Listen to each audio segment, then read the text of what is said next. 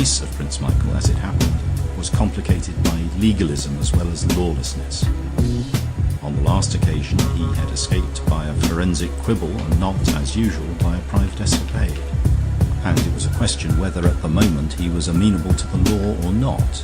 It might be necessary to stretch a point, but a man like Sir Walter could probably stretch it as far as he liked. Whether he intended to was a question to be considered. Despite the almost aggressive touch of luxury in the fur coat, it soon became apparent that Sir Walter's large leonine head was for use as well as ornament, and he considered the matter soberly and sanely enough. 5 chairs were set round the plain deal table, for who should Sir Walter bring with him but his young relative and secretary, Horne Fisher?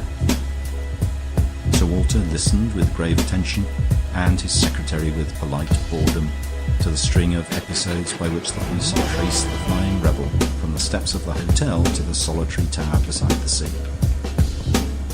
There, at least, he was cornered between the moors and the breakers, and the scout sent by Wilson reported him as writing under a solitary candle, perhaps composing another of his tremendous proclamations. Indeed, it would have been typical of him to choose it as the place in which finally to turn to bay. He had some remote claim on it, as on a family castle, and those who knew him thought him capable of imitating the primitive Irish chieftains who fell fighting against the sea.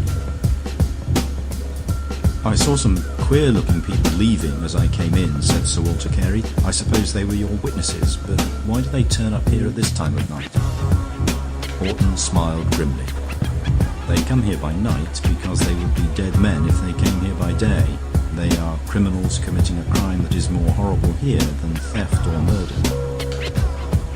"What crime do you mean?" asked the other with some curiosity.